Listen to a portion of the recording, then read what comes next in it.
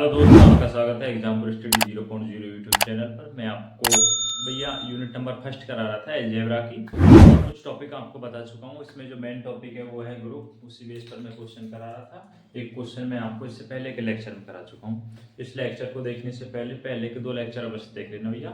और 4th semester का result आपका आ गया है। आशा करता हूँ कि सबका अच्छा होगा। विशेषकर 4th सेमेस्टर में तो सभी भैया पास हो चुके हैं ना।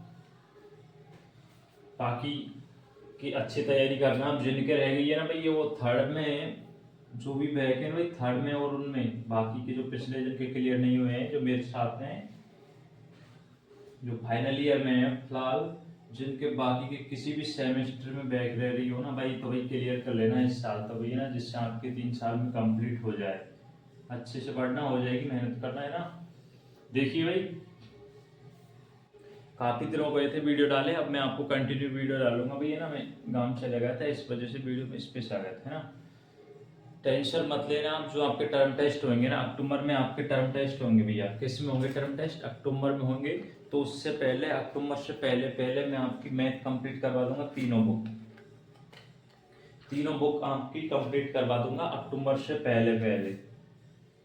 अक्टूबर से पहले मैं आपकी तीनों बुक कंप्लीट करवा दूंगा। देखिए, बहुत ही धीरे धीरे क्वेश्चन आपको कराता हूँ ये ना। आप स्पीड में तेज करके देख लिया करो, है ना, जिससे आपको आसानी से समझ आ जाए।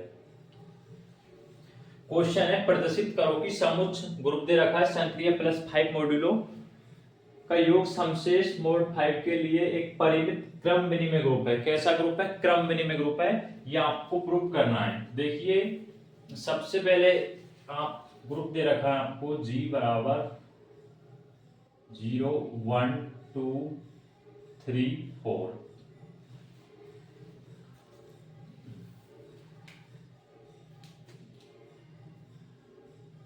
1 2 3 4 इस तरह से। फिर आपको प्लस संक्रिय प्लस 5 मॉड्यूल के लिए किस तरह सॉल्व करना है ये देख लेना। इसके लिए आप यहाँ से प्लस 5 है ना, इसको इस तरह लिखना। यदि a प्लस बी करा दे, a प्लस बी संक्रिय a प्लस बी कब कराएं? जब a प्लस बी का मान लेस देन हो किससे? 5 से। किससे कम हो? 5 से कम हो। और यदि a प्लस बी का मान इक्वल हो और अधिक हो किससे? 5 से। तो हम किस तरह करेंगे? a प्लस बी का योग और उसमें डिवाइड कर देंगे 5 का। ये ध्यान रखना है ना। अब आपको यहाँ पर कोई भी संख्या आ जाए, इस मॉड्यूलो के लिए कोई भी क्वेश्चन आ जाए संक्रिय प्लस 5 के लिए, यानी कि प्लस संक्रिय हो, उसके लिए आपसे ग्रुप सिद्ध करवाए, तो आपको इस तरह कंडीशन बना लेना भाई, है ना। प्लस संक्रिया के लिए इस तरह से आप 4 2 कुछ भी हो, उस 5 की जगह चेंज कर देना। फिर आपको संक्रिय सारणी बनानी होती है। वो किस तरह बनाते हैं भाई? थोड़ी वॉइस में बाहर से आ रही होगी क्योंकि ब्लूटूथ है ना भाई, डिस है भाई, ध्यान नहीं रहा था इस वजह से। 0 1 2 3 4। अब संक्रिया कराइए। आपको योग संक्रिया करानी है तो 0 में 0 ऐड कीजिए, 0 आ जाएगा। 0 में 1 ऐड करेंगे तो 1 आ जाएगा। 2 3 4। अब यहां से आपको यह नजर आ रहा होगा कि आइडेंटिटी यहाँ पर क्या है? 0 है। यह आपको थर्ड स्टेप में लिखना होता है। नेक्स्ट देखिए, 0 में 1 ऐड कीजिए, 1 आ जाएगा। 1 2 3 4। अब देखिए, जब तक हम यहाँ पर ऐड करते जा रहे थे तो किससे मान कम आ रहा था? 5 से कम आ रहा था। अब 4 में आप 1 ऐड करेंगे, यानी कि a प्लस बी 5 आएगा जो इक्वल है, तो ये लगाएंगे। 5 में आप 5 का डिवाइड करेंगे तो 1 बार जाएगा, शेषफल क्या बचेगा? 0। तो यहाँ पर आपको शेषफल लिखना है भैया। क्या लिखना है? जो शेषफल बचता है वो लिखना है। अप टू 2 3 4 5 हो जाएगा तो शेषफल क्या आ जाएगा? 0 आ जाएगा। और अब देखिए, जब ये 4 प्लस 2 6 हो जाएगा, क्या हो जाएगा? 6 हो जाएगा। 6 में 5 का एक बार, शेषफल कितना बच जाएगा? 1 है ना भाई। छोटी छोटी चीजें हैं भाई, है ना। 1। अब आप इसी तरह आगे लिखते जाना। 3 4 0 1 2 4 0 1 2 3 निकाल लेना भैया, निकाल लेना है ना। अब देखिए, संक्रिय सारणी बन गई। सबसे पहले आपको ग्रुप की जांच करने के लिए 4 स्टेप करने होते हैं। समृद्धता की जांच करनी होती है, फिर साहचर्य नियम, फिर तत्समक अवयव का अस्तित्व और फिर प्रतिलोम अवयव का अस्तित्व। फिर आपको क्वेश्चन में देखना होता है, अगर वो क्रिमिनल के लिए पूछ रहा है, आवेली ग्रुप पूछ रहा है, तो आपको एक स्टेप और निकालना होता है। तो फर्स्ट देखिए आप समृद्धता। अब देखिए इनमें कोई फिक्स लाइन है। आपको सबसे पहले सबसे इजी क्वेश्चन है ग्रुप के, सब मेरे हिसाब से ना, यूनिट बहुत इजी है भाई। आपको संक्रिय सारणी बनानी है, करना क्या होता है, वही फिक्स लाइन लिखनी होती है कि सारणी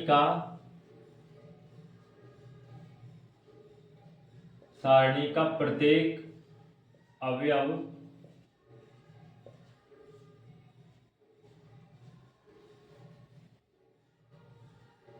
समुच्च जी में क्या है, विद्यमान है।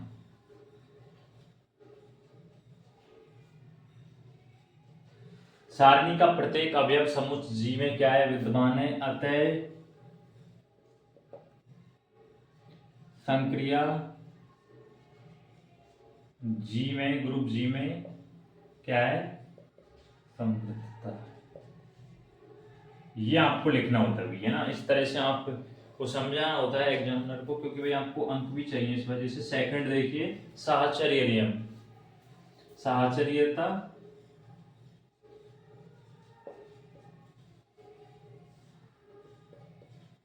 प्लस संक्रिया है, वही वही है ना,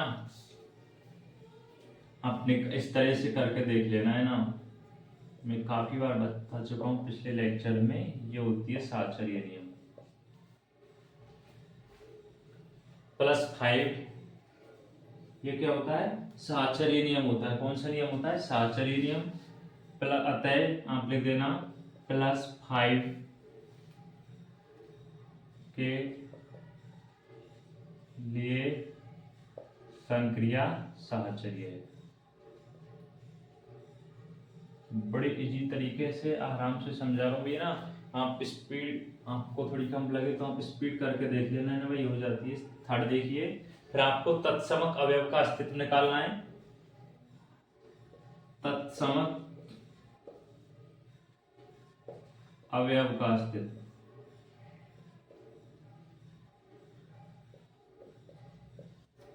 तत्समक अवयव का अस्तित्व देखिए। अब देखिए यहाँ पर तत्समक अवयव के लिए मैंने कंडीशन बताई थी, यदि ए संक्रिया ई बराबर ए, यानी कि ए कोई अवयव है, उसका तत्समक अवयव ई से गुना करें, कुछ भी संक्रिया हो सकती है भाई, गुना जोड़ कुछ भी है ना, तो वही अवयव आ जाए तो वो तत्समय का वो होता है, ये ई है ना। तो यहाँ पर आप देखिए जीरो को देखिए, जीरो का जीरो से हम ऐड करेंगे तो जीरो आ रहा है, 1 में ऐड करेंगे तो 1 आ रहा है, 2 आ रहा है, यानी कि किसी भी एलिमेंट को ले लें तो यहाँ पर वही आ रहे, तो यानी कि जीरो यहाँ पर क्या है, तत्समक अवयव है। संक्रिया का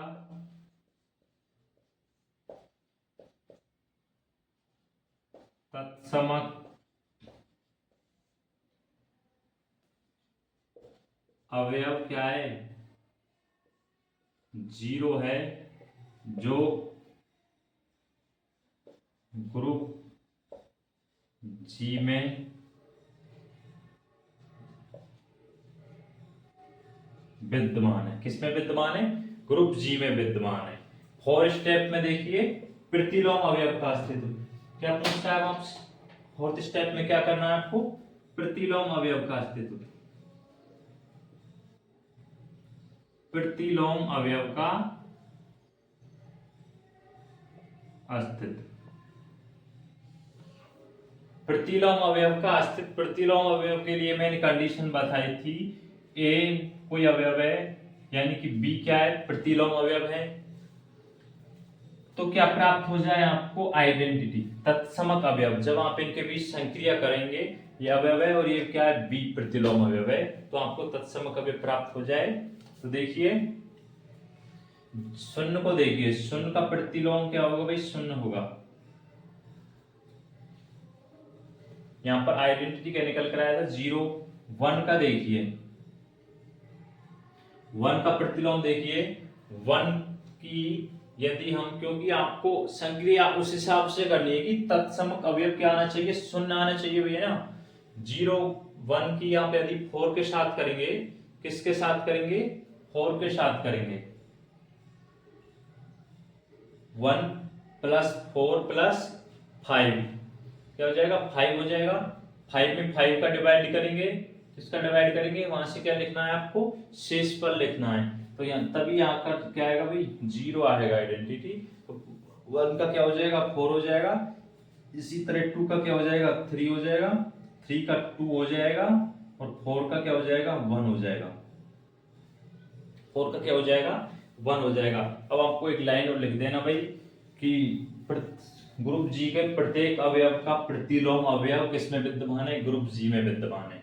लाइन नीचे आप एक लाइन लिख देना कि ग्रुप जी के जो अवयव हैं उनका प्रत्येक अवयव का प्रतिलोम जो अवयव है निकल कर आ रहे हैं, किसमें विद्यमान है, इस ग्रुप में ही क्या है, विद्यमान है। और तो ये भाई एक कंडीशन और है, क्रम में नहीं, वो भी आप भाई डायरेक्ट लिख देना है ना, कोई खास जरूरत है नहीं।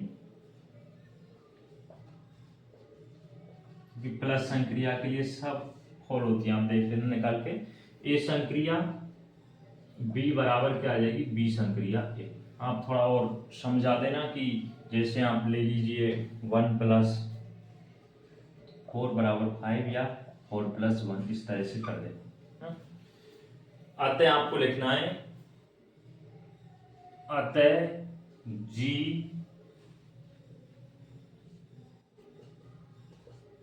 एक क्या है, ग्रुप है भाई, एक आबेलिन या क्रिम्बिनी ग्रुप एक ही बात है, एक आबेली ग्रुप है। क्या है, आबेली ग्रुप है। इस तरह से आपका ये क्वेश्चन क्या हो जाता है भाई, कंप्लीट हो जाता है। ग्रुप के बहुत इजी क्वेश्चन है। नेक्स्ट क्वेश्चन देखिए,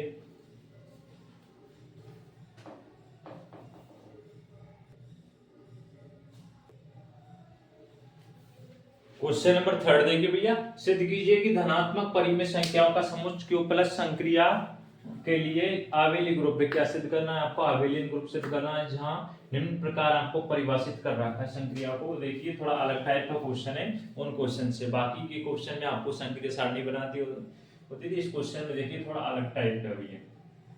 2 टाइप में क्वेश्चन पूछेगा, या तो आपको ग्रुप में कुछ अवयव दे देगा, या इस तरह से धनात्मक पूर्णांक परिमेय, इस हिसाब से क्वेश्चन पूछेगा आपसे ग्रुप से।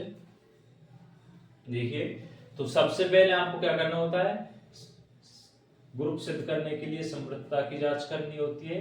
फिर आपको क्या करनी होती है, साहचर्य नियम, फिर वही तत्समक अवयव का अस्तित्व, प्रतिलोम अवयव का अस्तित्व, और क्या करना होता है लास्ट में आबेलियन ग्रुप, और पूछा है तो क्रम विनिमय का और करना होता है। तो हम सबसे पहले इंटीजर पूर्णांक के बारे में लिखिए ना, ये होती है भाई, मैंने स्टार्टिंग के लेक्चर में बता दिया था, इस तरह से ना। अब मैं यहां से धनात्मक वाली ले लेता हूं, है ना, 0 1 2 3 4। आपको किसके लिए सिद्ध करना है, धनात्मक परिमेय संख्याओं के लिए।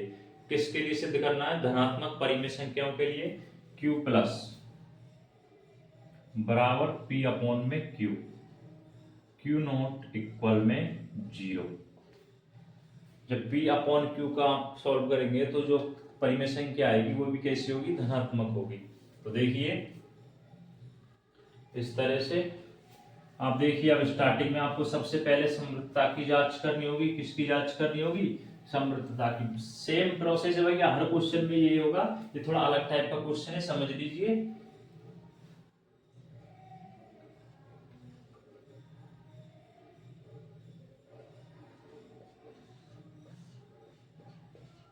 देखिए यदि A बिलोंग करता है Q, यानी कि A कोई अवयव है जो धनात्मक परिमेय संख्या है भैया।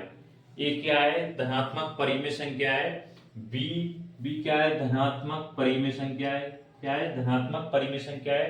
आपको नाउ इसके लिए सिद्ध करना है ना, देखिए नाउ A संक्रिया B बराबर में AB/2, AB/2। यह आपको सिद्ध करना है कि जो आप AB/2 करेंगे, जो मान निकल कर आएगा वो भी कैसा होना चाहिए, पॉजिटिव होना चाहिए। तो देखिए जब A बिलोंग करता है Q में, B बिलोंग करता है Q में, ए बी का गुणन संक्रिया होगी भैया, आप किस तरह से पहचानेंगे परिमेय संख्याओं के लिए। इससे पहले के क्वेश्चन में तो आपको डायरेक्ट दे रखा था +5 मॉडुलो के लिए प्लस संक्रिया, लेकिन आबेलियन ग्रुप दे रखा है यानी कि क्रमबनी में, तो आप सब किसके लिए करेंगे, गुणन संक्रिया के लिए। ए बी जब आप गुणन संक्रिया कराएंगे तो ये भी किस में बिलोंग करेगा, क्यू में। तो यहां से आप डायरेक्ट लिख देना बिलोंग्स टू करेगा क्यू प्लस में। अतः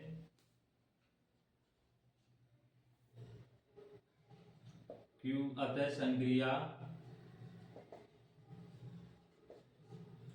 समुच्चय क्यू प्लस में क्या है, समझ आ गया ना भैया। जैसे एक धनात्मक परिमेय संख्या है, बी भी धनात्मक परिमेय संख्या है, तो ए बी का आप गुणा करेंगे तो वो कौन सी संख्या होगी, वो भी धनात्मक परिमेय संख्या होगी। तो ए बी अपॉन 2 आप डिवाइड करेंगे, जो मान आएगा वो कैसा होगा, धनात्मक होगा, क्योंकि आप जब धनात्मक ही लेकर चलते हैं ना तो धनात्मक ही आएगा वही। सेकंड देखिए, सेकंड में आपको क्या सिद्ध करना है, साहचर्य नियम। ये तो आप डायरेक्ट लिख देना,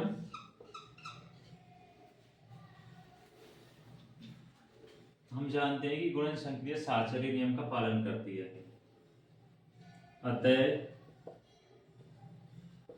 संक्रिया साहचर्य, इस तरह लिख देना भाई। Unit number first. थर्ड देखिए, तत्समक अवयव का अस्तित्व। भाई थर्ड ईयर की जो मैथ है ना सारी बुक की थ्योरेटिकल है भाई, कॉम्प्लेक्स एनालिसिस भी इसी तरह से, डायनेमिक्स और फिजिक्स का भाग है, मैथ में चलता है तत्समक अवयव का अस्तित्व। तत्समक अवयव का अस्तित्व देखिए, तत्समक अवयव यानी कि देखिए ए संक्रिया ई बराबर ए संक्रिया ई बराबर ए, ये तत्समक अवयव के लिए मैंने आपको कंडीशंस बताई थी। अब देखिए यहाँ पर जब आप ए संक्रिया बी कर रहे हैं तो क्या मान आ रहा है, ए बी अपॉन 2 आ रहा है, क्या आ रहा है, ए बी अपॉन 2। अब यहाँ पर आप इसको ई मान लीजिए, ए संक्रिया ई कर रहे हैं तो ये आ जाएगा ए अपॉन में 2 आ जाएगा, दिख तो रहा है ना भैया आपको शायद, ए अपॉन में 2 आ जाएगा, बराबर में ए से ए कैंसिल हो जाएगा, तत्समक अवयव आ जाएगा, यहाँ पर 2 आ जाएगा। क्योंकि इससे पहले के जो क्वेश्चन कराए थे उनमें आप सारणी से कर देते तो तत्समक अवयव आपको डायरेक्ट दिख जाता, लेकिन यहाँ आपको क्या करना होगा, निकालना होगा। अतः जो तत्समक अवयव है वो किस में बिलोंग करता है, पहले तो ग्रुप दिया होता था, अब यहाँ पर ग्रुप क्या है, धनात्मक परिमेय संख्याओं का ग्रुप है ना भैया। अतः तत्समक अवयव धनात्मक परिमेय संख्या है, कैसी संख्या है, धनात्मक परिमेय संख्या है। फोर्थ क्या करना है आपको, प्रतिलोम अवयव का अस्तित्व। प्रतिलोम अवयव का अस्तित्व, प्रतिलोम अवयव का अस्तित्व। प्रतिलोम अवयव क्या होता है, यदि ए संक्रिया, जैसे ए कोई अवयव है बराबर में ई, यहां पर अवयव है, बी क्या है, इनवर्स एलिमेंट, ई क्या है, आइडेंटिटी एलिमेंट। अब देखिए ए संक्रिया बी बराबर में आइडेंटिटी एलिमेंट क्या निकल कर आया था, 2 निकल कर आया था। यहां से आपको मतलब क्या निकालना है भैया, प्रतिलोम अवयव निकालना है। ए संक्रिया बी यानी कि बी का मान निकालना है। ए संक्रिया बी को हम किस तरह लिख सकते हैं, ए बी अपॉन में 2 इस तरह लिख सकते हैं, बराबर में 2, बी बराबर आ जाएगा 4 अपॉन ए, क्या आ जाएगा 4 अपॉन ए, जो कि क्या है, धनात्मक परिमेय संख्या है। ए का जो भी मान होगा उससे इसमें डिवाइड करेंगे तो पॉजिटिव मान ही आएगा। अतः इस तरह से आप लिख देना प्रतिलोम अवयव का जो प्रतिलोम अवयव है वो ग्रुप कैसा है, वो धनात्मक परिमेय संख्या है, क्योंकि इसमें कोई ग्रुप तो है नहीं, अतः प्रतिलोम अवयव का अस्तित्व विद्यमान है। नेक्स्ट देखिए फिफ्थ देखना, लाइन लिख देना भाई, अतः प्रतिलोम अवयव का अस्तित्व क्या है, विद्यमान है। फिर क्रम विनिमयता, क्रम विनिमय, इस तरह से ये भी भाई फॉलो होगा भाई, है ना, क्योंकि गुणन संक्रिया है तो ए संक्रिया बी बराबर बी संक्रिया है। कोई भी एग्जाम्पल लेकर जो कि किसमें हो, धनात्मक परिमेय संख्याओं का एग्जाम्पल लेना भैया ना, कोई भी एग्जाम्पल दे देना आप यहाँ पर लास्ट में लिख देना, अतः Q प्लस एक आबेलियन ग्रुप है। अतः Q प्लस एक क्या है, आबेलियन ग्रुप है, शायद दिख नहीं रहा होगा यहाँ पर, है ना। अतः Q प्लस आबेलियन ग्रुप है, कैसा ग्रुप है, अतः Q प्लस आबेलियन ग्रुप है। इस तरह से आपको क्वेश्चन सिद्ध करना है, बड़ा इजी क्वेश्चन है भाई। कोई भी क्वेश्चन आ जाए ग्रुप का, आपको ये 5 कंडीशन 4 कंडीशन यही निकालनी होती है भाई, सबसे इजी है। हर क्वेश्चन में सेम वही रहेगी, सिर्फ आपको हल्की सी पहचान आना चाहिए। इजी टॉपिक है भाई। नेक्स्ट देखना, नेक्स्ट क्वेश्चन, समुच्चय जेड द्विचर संक्रिया के लिए आबेली ग्रुप है। आपको यहाँ पर क्या सिद्ध करना है, आबेली ग्रुप करना है, इस संख्या को फॉलो करते हुए। इससे पहले के क्वेश्चन भैया वो सेकंड पोजीशन थी ना भैया, साहचर्यता, उसके लिए देख लेना, मैं डायरेक्ट लाइन लिख दी भाई, क्योंकि मैं हर इससे पहले के सारे क्वेश्चनों में इस तरह लिखना होता था, वो थोड़ा पिछला वाला क्वेश्चन था, साहचर्यता, है ना। उसके लिए आपको इस तरह से ये था कि ए संक्रिया भी ये कंडीशन दे रखी थी आपको, ए बी अपॉन 2, मैंने डायरेक्ट लाइन लिख दी, ये साहचर्य नियम का पालन करती है। इस तरह नहीं लिखना है आपको, किस तरह करना है कि ए बी सी इस तरह मान क्यू बिलोंग्स करना है क्यू प्लस में, क्योंकि धनात्मक परिमेय संख्या ए मान रहे था। फिर आप ये लगाना, ए संक्रिया बी संक्रिया सी बराबर में, इस तरह से ए संक्रिया बी को आप क्या लिख सकते हैं, ए बी अपॉन में 2 लिख सकते हैं। फिर संक्रिया आप सी लगाना, कौन सी संक्रिया लगानी थी उसमें, गुणन संक्रिया, तो डायरेक्ट क्या आ जाएगा, ए बी सी अपॉन में 2, इस तरह लिखना। फिर आपको सिद्ध करना है कि ए संक्रिया बी संक्रिया सी बराबर, तो देखिए अब आप इसको ए बी मान लीजिए, तो यानी कि बी सी, ए संक्रिया बी सी अपॉन में 2, ए बी सी अपॉन में 2, इस तरह से गुणन संक्रिया, इस तरह से डिस्कस कर लिखना भाई। उसमें डायरेक्ट लाइन मत लिखना, है ना, वो ध्यान नहीं रहता, क्योंकि सारे क्वेश्चन पिछले थे जो 2-3 क्वेश्चन थे उसी टाइप के थे, इस वजह से। अब देखिए नेक्स्ट क्वेश्चन, लास्ट क्वेश्चन करा रहा हूँ इस ग्रुप बेस पर, फिर आगे के लेक्चर में मैं आपको थोड़ी वही वो कराऊंगा, थ्योरम है ना, थ्योरम बताऊंगा 4-5 थ्योरम है, फिर उन बेस पर क्वेश्चन है, उनको अच्छे से डिस्कस कराऊंगा ना भाई। इस यूनिट के कम से कम 8-9 लेक्चर हो जाएंगे भाई, अच्छे से कराऊंगा इस बार, आपको मैं टेंशन मत लेना, सारे क्वेश्चन करवाऊंगा भाई। लास्ट ईयर भाई आपकी है ना, आप अच्छे से पढ़ना, सॉल्यूशन देखिए। सबसे पहले आप देखिए जेड 0 प्लस माइनस, ये सारी चीजें मैं आपको बता चुका था, पूर्णांक संख्या है ना, समृद्धता,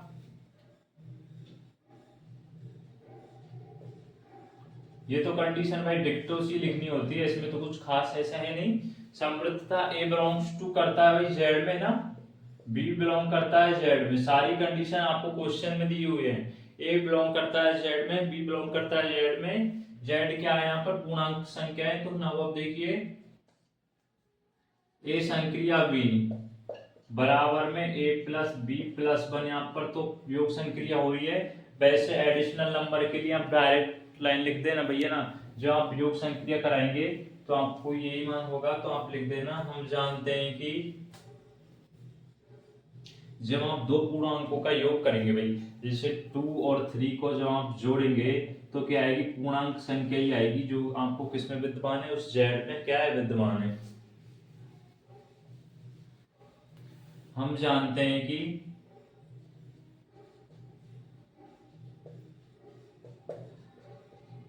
पूर्णांक संख्याओं का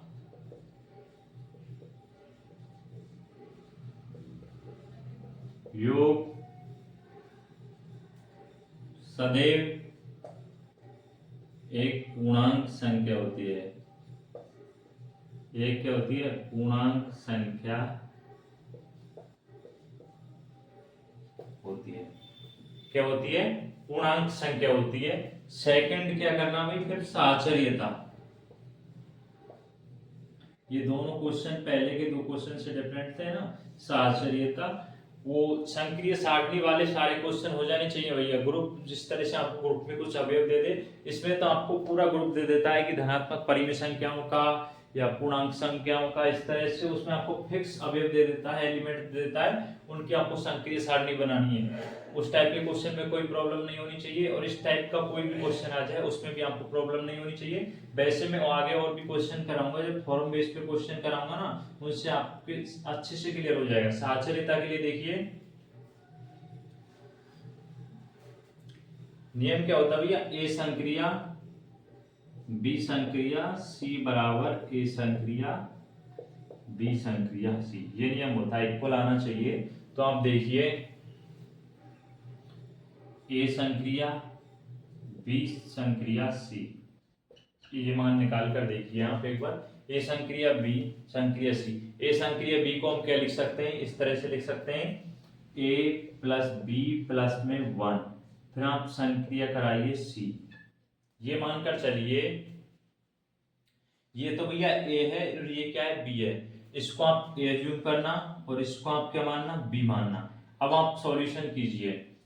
ये मानकर चलना ये क्या है? ए है और ये क्या है? बी है। इसको ए इसको बी, इस हिसाब से अब आप सॉल्व करके लिखना, तो आ जाएगा A plus B plus C plus 1 plus 1, यानी कि A plus B plus C plus में 2। यहाँ पर सी का मान 1 आएगा भैया ना, ए प्लस में बी प्लस 1, इस तरह से आप सॉल्व करके लिखना। ए संक्रिया बी करा रहे हैं जब उसमें ऐड कर रहे हैं ना, ए प्लस बी तो है, ये दोनों ऐड हो रहे हैं, प्लस में 1 और ऐड हो रहा है। अब यहाँ पर ये तो आपका पूरा भाग ए हो जाएगा, ए हो जाएगा प्लस में सी, ये ए है, ए में यानी कि बी, बी ऐड हो रहा है, ए प्लस बी, ए का मान A plus B plus C plus, इस तरह से आपको आसानी से समझ आ रहा होगा मैं क्या कहना चाह रहा हूं। फिर देखिए अब इस तरह से कीजिए, ए संक्रिया बी संक्रिया सी, बी संक्रिया सी, इसको आप एज्यूम कर लेना इस तरह से कि ए संक्रिया बी संक्रिया कोण में, इस तरह से इसको ए मान लेना, इसको बी मान लेना, फिर आ जाएगा आपको कोई A plus B plus C plus में 1 1 में 2 लिख देता हूं भैया, डायरेक्ट नीचे एक लाइन लिख देना, ये इसके इक्वल है, अतः संक्रिया साहचर्य नियम को फॉलो करती है।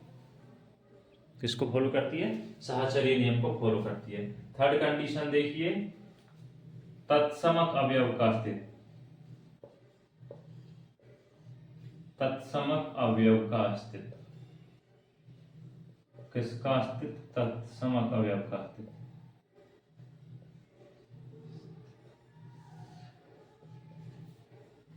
तत्समक अवयव का अस्तित्व,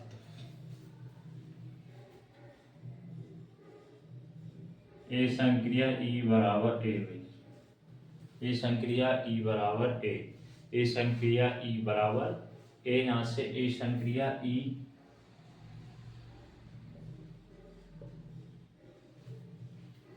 ए संक्रिया ई बराबर ए, यानी कि आप इस हिसाब से चलना, ए संक्रिया बी बराबर ए बी प्लस 1, इस तरह से ना।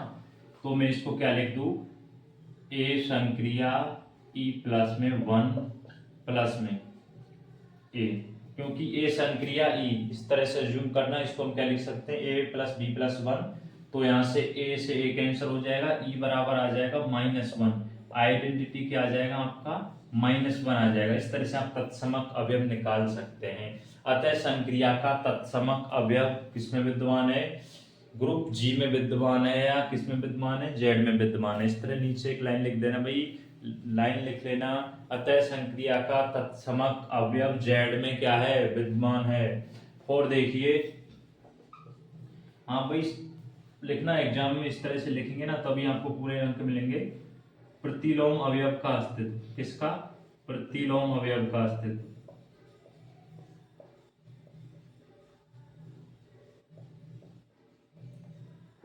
किसका अस्तित्व? प्रतिलोम अवयव का अस्तित्व।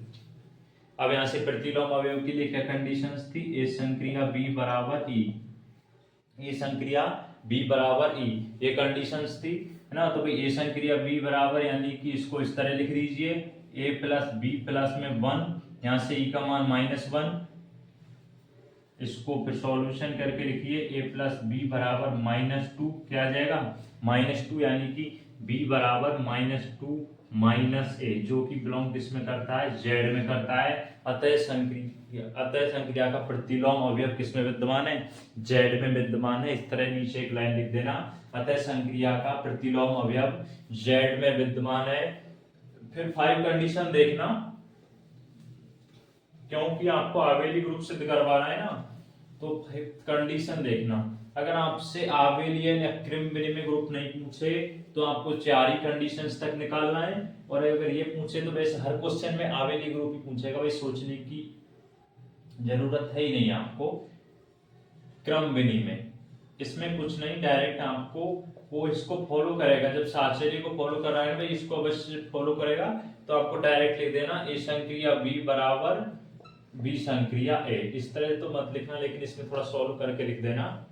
जैसे आप ए संक्रिया बी कर रहे हैं तो आपको आ रहा है ए प्लस बी प्लस 1, जो आप बी संक्रिया ए करेंगे तब भी आएगा बी प्लस ए प्लस 1, यानी कि ए संक्रिया बी इक्वल होती है बी संक्रिया ए के। अतः ये क्या है, आवेली ग्रुप है। इस तरह से एक लाइन और लिख देना, ये आपका क्वेश्चन क्या हो जाता है भाई, कंप्लीट हो जाता है। अब ग्रुप बेस पर सारे क्वेश्चन आसानी से हो जाने चाहिए, मेरे हिसाब से किसी भी क्वेश्चन में आपको प्रॉब्लम नहीं आनी चाहिए। ये 4-5 स्टेप में आपको क्वेश्चन करना होता है। आगे के लेक्चर में मैं आपको थ्योरम कराऊंगा भाई, है ना, उनको थ्योरम को समझाऊंगा, फिर उन बेस पर वही क्वेश्चन है। इसी तरह से कुछ क्वेश्चन है आगे, लगभग ये तीसरा लेक्चर है, 6-7 लेक्चर में आपका यूनिट कंप्लीट हो जाएगी। फर्स्ट यूनिट सबसे बड़ी यूनिट यही है, बाकी की छोटी यूनिट है अलजेब्रा की, है ना, आसानी से करवा दूंगा सारी। अब नो टेंशन रहना, मैं बोला था वीडियो के स्टार्टिंग में कि टर्म टेस्ट से पहले आपकी तीनों बुक कंप्लीट करवा दूंगा मैथ की, भाई आसानी से करवा दूंगा, तो काफी टाइम है, अगस्त में अलजेब्रा की कंप्लीट करवाऊंगा। वैसे आप परेशान हो जाएंगे एक ही बुक को पढ़ते, लेकिन भाई इससे थोड़ी मेरे को हेल्प मिलेगी, उस हिसाब से मैं करा रहा हूँ, जिस हिसाब से मेरा माइंड सेट है ना भाई, एक तरफ से मैं बुक को कंप्लीट करवा दूंगा अलजेब्रा की को, फिर दूसरी बुक स्टार्ट करूंगा। तो आप पढ़ते जाना भाई, धीरे धीरे अभी से पढ़ेंगे ना तभी हो पाएगा, क्योंकि आपको मालूम भी नहीं चलेगा भाई। आपको सबसे जो बेस्ट है इस सेमेस्टर के लिए, सबसे जो बेस्ट मंथ होता है वो सितंबर का होता है भाई। अगर आप सितंबर में पढ़ लेंगे ना तो अच्छा रहेगा, अगस्त और सितंबर में, क्योंकि अगस्त अब आधा अगस्त तो निकल ही चुका है, कुछ आप और निकाल देंगे। सितंबर में नहीं पढ़े तो अक्टूबर में आपको भी टर्म टेस्ट, फिर नवंबर में दीपावली की छुट्टी आ जाती है, पर आधे दिसंबर के बाद सेमेस्टर शुरू हो जाएगा। इस बार विशेष कर ध्यान रखना, जो अगला सेमेस्टर होगा वो मई में अवश्य कंप्लीट हो जाएगा, ये ध्यान रखना। इसी वजह से पिछला 4th सेम थोड़ा जल्दी गया था ना, अब और थोड़ा शेड्यूल अच्छे से आ जाएगा, और प्रैक्टिकल भी फैले होने आपको मालूम है। तो मई में वही आपका सेमेस्टर खत्म हो जाएगा, मई और जून, आपके आप लगा लो, जब आपके 14 जून को खत्म हो गया था, तो आपका मई में सेमेस्टर अवश्य खत्म हो जाएगा, क्योंकि सत्र पहले भी, कोविड से पहले भी मई में खत्म हो जाता था, तो आपको ज़्यादा टाइम मिलेगा नहीं, और आपके जो ये सेमेस्टर है ये भी जनवरी के आधे जनवरी में कंप्लीट हो जाएगा, 1 महीने के अंदर। तो अभी से सितंबर का जो टाइम है यही सबसे बेस्ट टाइम है, सितंबर और अक्टूबर का, इसी में आपको अच्छे से पढ़ना है, तो अभी से पढ़ते जाना, मैं आपकी पूरी हेल्प करूंगा इस बार भी भाई, है ना। जिनके बैक हैं भाई, मैं फिर बोल रहा हूँ वो पढ़ लेना भाई, क्लियर हो जाएंगी। 3rd सेमेस्टर में जिनके रियल में बैक है वो निकल जाएंगे, या पढ़ेंगे जब, है ना। इस बार तो नहीं लगी मेरे हिसाब से, तो काफी अच्छे नंबर आए रियल में भाई, है ना, ठीक है ना भाई। मैथ में तो इस बार भी अच्छा आना चाहिए, रियल की भाई पिछली बार भी नहीं करा पाया, मैं 2 यूनिट करा पाया था 4th सेमेस्टर में, 3rd में भी इतनी करा पाया था, लेकिन अब आपको कंप्लीट करा दूंगा। अधिकतर जो फोकस रहेगा भाई वो मैथ पर ही रहेगा, है ना, ठीक है। तो आप पढ़ते जाना, आपकी पूरी हेल्प की जाएगी। थैंक यू, और चैनल को सब्सक्राइब जरूर कर दिया करना भाई, अभी फाइनल ईयर के तो अभी सब्सक्राइब नहीं करते, और वीडियो को डाउनलोड मत किया करो भाई, काफ़ी बार बोल चुका हूँ, नहीं तो आप आगे देख लेना 5th सेमेस्टर में टर्म टेस्ट के बाद ही।